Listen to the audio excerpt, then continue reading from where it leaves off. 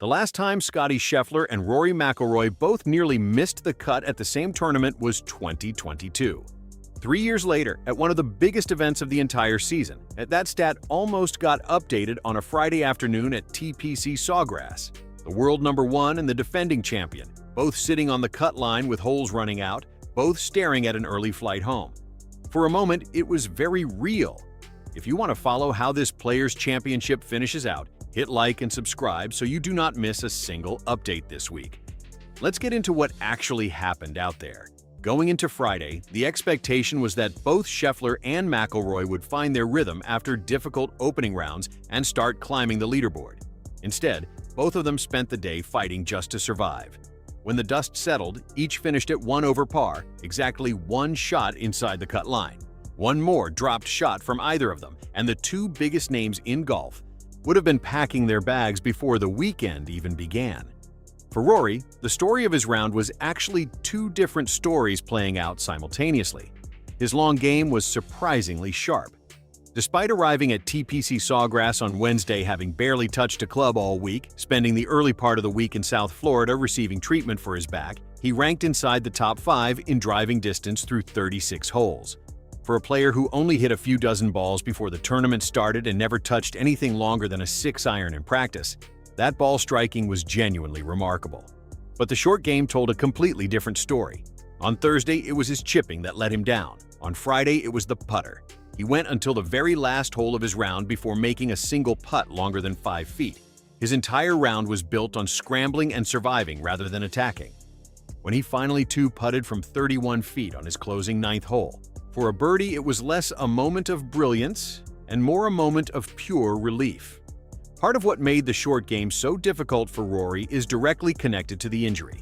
Chipping and putting require a different kind of bending and rotation than a full swing, and that specific movement puts extra strain on the lower back. Several awkward downhill lies throughout the round made things worse. He also admitted openly that the rust surprised him. Stepping away from competitive golf for over a week and then immediately playing the Players' Championship is not ideal preparation, and it showed in the moments that mattered most. He described the feeling after making the cut perfectly. Making the weekend was a win in itself, regardless of where he sits on the leaderboard. He goes into the weekend with a double-digit deficit and virtually no realistic chance of defending his title. But given where things stood 48 hours before the tournament even started, simply being healthy enough to compete across 4 rounds is the actual victory here. There is also a practical reason why surviving the cut matters beyond pride. By making the weekend at the Players, Rory now does not need to squeeze in another tournament before the Masters. Had he missed the cut, the pressure to find competitive rounds somewhere before Augusta would have been significant. Now he can go straight from here into his Masters preparation without any detours. Scheffler's situation carried a different tone but was equally uncomfortable. He was actually playing solid golf through the first 13 holes of his second round, sitting at even par and comfortably inside the number. Then back-to-back bogeys at 14, and 16 suddenly dropped him right onto the cut line. What had looked like a routine round turned precarious in the space of 3 holes. What followed was the kind of moment that defines elite players. Standing on the 17th tee, right on the number, Scheffler safely navigated the island green without flinching. Then on 18, he hit his approach to 9 feet and rolled in the birdie putt to secure his weekend. Just like Rory, he birdied his final hole to survive.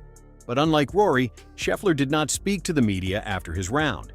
The visible frustration throughout the day said enough. A player of his caliber knows he should not be scrambling to make cuts at events he expects to win. While both stars survived, others were not so fortunate. Ben Griffin, who had been 2 under heading into Friday, collapsed with a 78 and missed the weekend. Shane Lowry finished 5 over and will not be around for Saturday.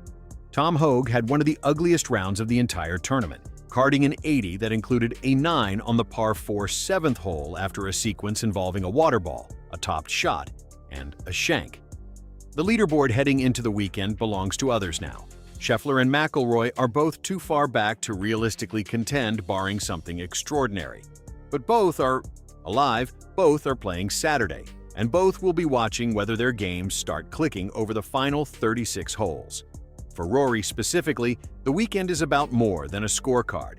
Every round he plays on this back is valuable information heading into Augusta. How it responds to fatigue over 4 days, how the short game shakes off the rust, how his body holds up when the pressure builds on a Sunday afternoon.